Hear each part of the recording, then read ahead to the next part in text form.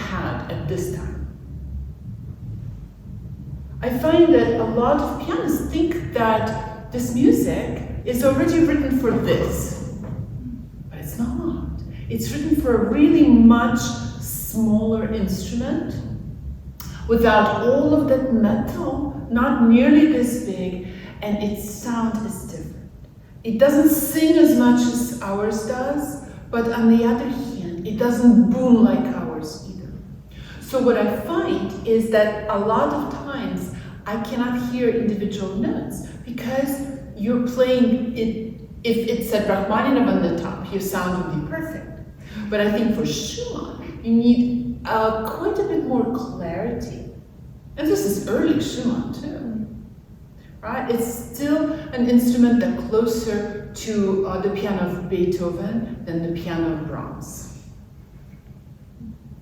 Or like late Brahms or Rachmaninoff. Okay, so for example, like these guys, I couldn't hear them. All I heard was, I can't even reproduce it. Sometimes we want the kind of legato where things melt into each other.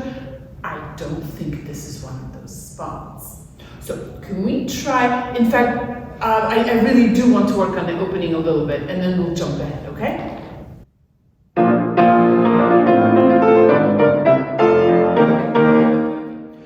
Already I have questions. So I heard the notes this time, yeah, but I heard them all the same. I'm thinking they're probably crescendo, right? Right? So play the first one quiet, just crisp. Yeah.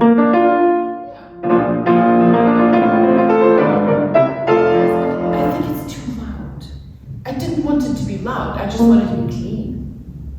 So a little bit more finger action. Yeah.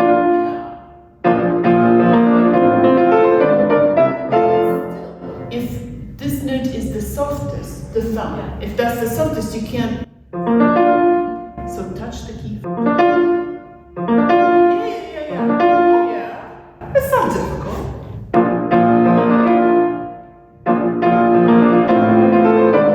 Good. Now I'm noticing that your staccatos are getting much better also.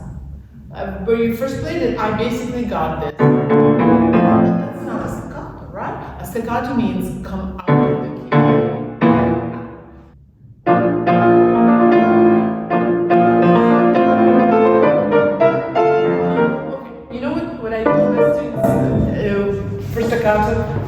I'm going to put my hand over yours and I want you to hit me on the staccato notes, okay? It always works.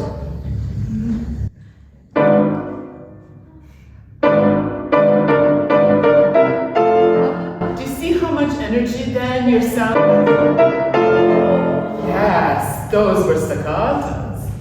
Those are fantastic. You can visualize, anybody else that you want to hit, it all works.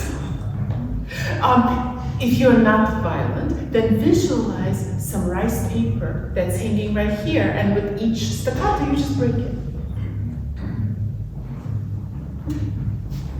Right, okay. So to me, that every time this theme comes, I was missing that lovely staccato.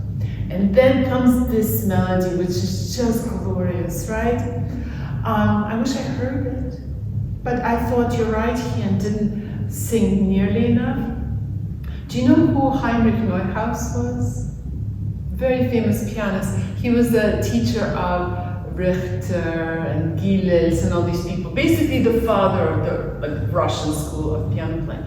He has a book, which you can read in English. And what he says is that you should think that there is a prize or a gift on the bottom of the key bed, and you have to dig with your finger for it to create a beautiful melody. Not just, I heard, I want. It's a very slow attack, but attack that reaches all the way down. You don't have to bang, right? If it's very slow, and also follow through with your arms just a little bit.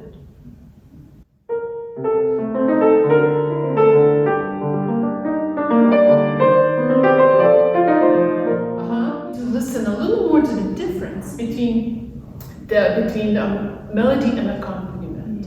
In this case, the accompaniment sits right in the same register as the melody, and it's very difficult for the listener to tell them apart. We don't know which is the melody. Is melody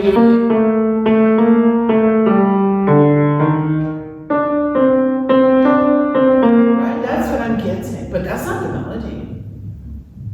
So can you imagine for a moment you are playing a Bach fugue, and the top voice is the subject, and the other voices are, well, not the subject, and you want to bring out the subject cleanly, for example.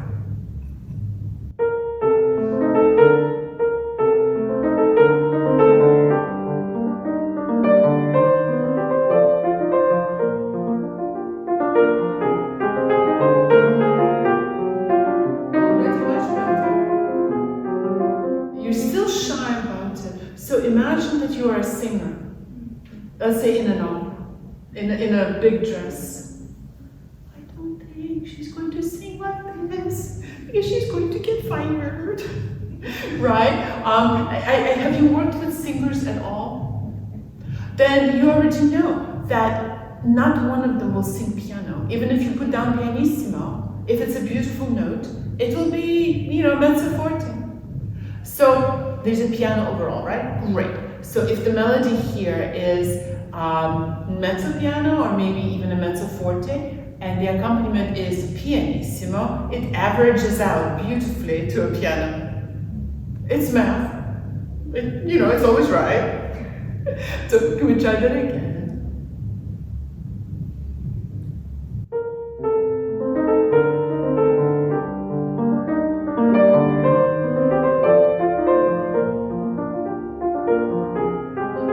So I think you're bothered a little bit by the sforzandos, right?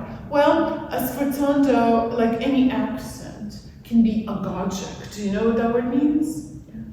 So, just delay it. Just make it late, it will sound special, but it will not interfere with the melody note that's hanging. Do you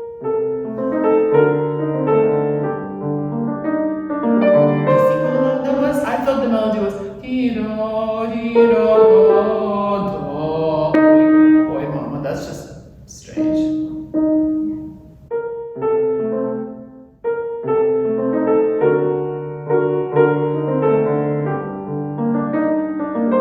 But you see how this note was already so quiet, the G?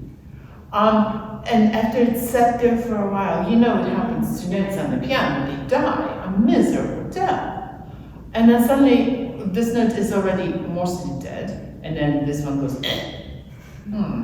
Probably not, right? Perhaps your G does not need to be quite so quiet.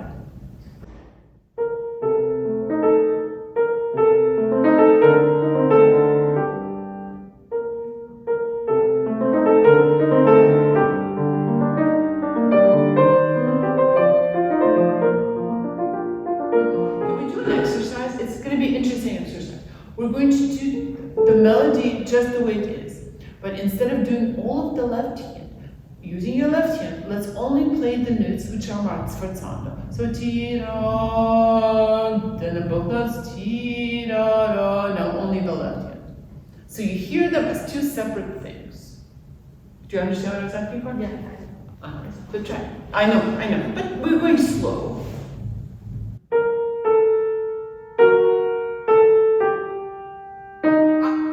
Right? Our G is now officially dead.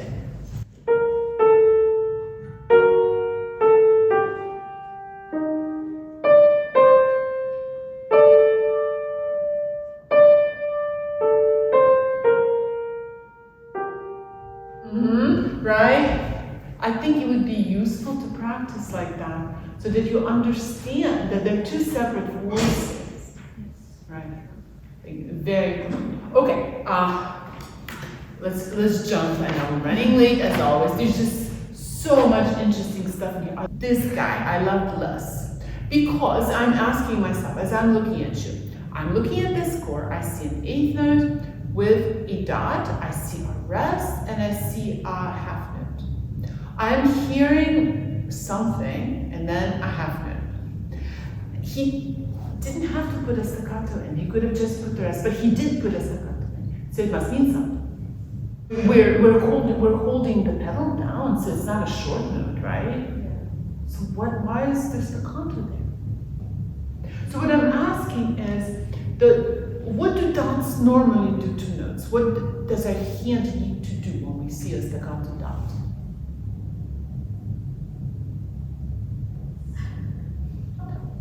It needs to jump, right? So can you try pedaling, but still bringing that note up? You'll hear that the feeling is quite different. So ta, ha. Good pedal. So if you splat, you splat. What bad thing will happen? Nothing. See, let's exaggerate. Let's go like ridiculously up.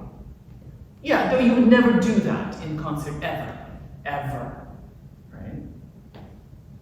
No, I mean really, come all the way up here. Yeah. Hit me. You're good at that.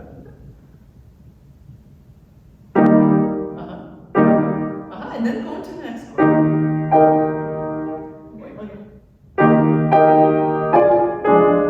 More up. Remember, this is just an exercise. Just go ridiculously high.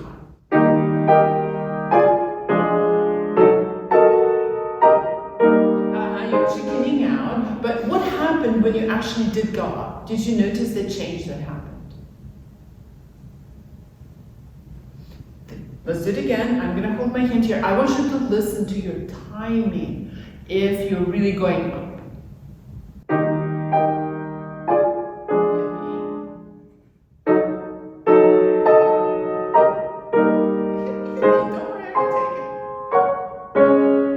Okay, so do you notice that it always goes top?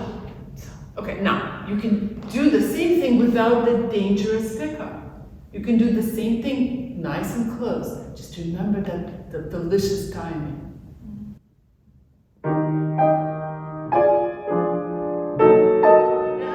you're again going straight for that note, but it doesn't. That's what the combination of the dot and the rest tells you, that they're not ta, not at all, that they're ta.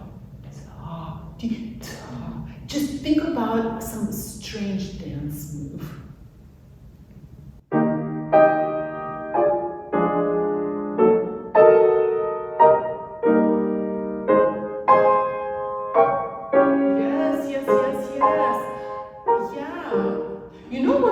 What this brings to mind to me. Did you ever see those film of men on the moon? When they landed on the moon and they come out and they try to walk, but the gravity is so low that they hop up and then they land and then they hop. That's, to me, that's what this looks like. But maybe people on Earth can do that with some kind of a strange dance move, right? Because otherwise, I think you were not giving this section the articulation that Schumann wants. Now, if you have a different idea for this articulation, please be my guest. But it can't be blah. We have to hear a dot in one way or another, right? Okay, so that one, we have time for one more.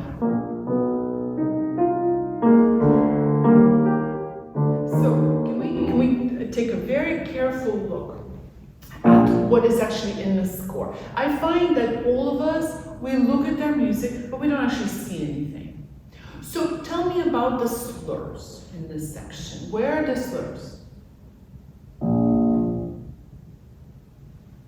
Well, so how many notes are in this left-hand slur?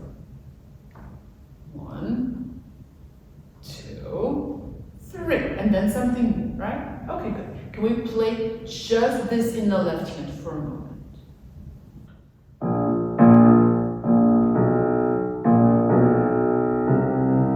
Interesting.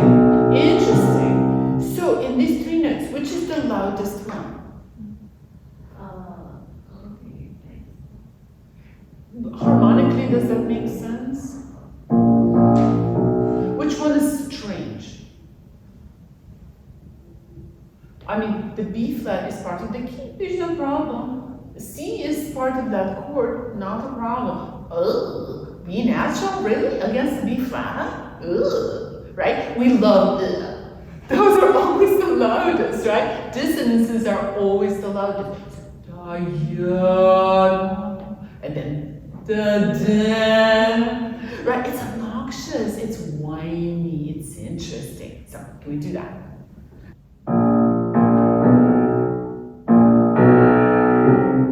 Okay, so you can always together yes, yes. I'm doing it with my right hand. There we go.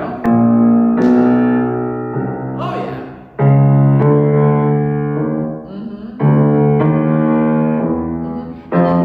So meanwhile, can we do the right hand? Only doing what is in the slur. So this, this. That's all. So what will be the loudest note? Right. Yeah.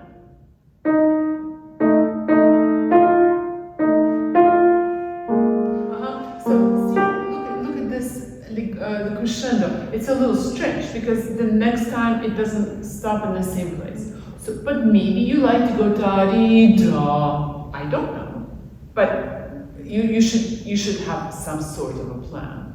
Because to me, this section didn't do anything. It was not a fun duet.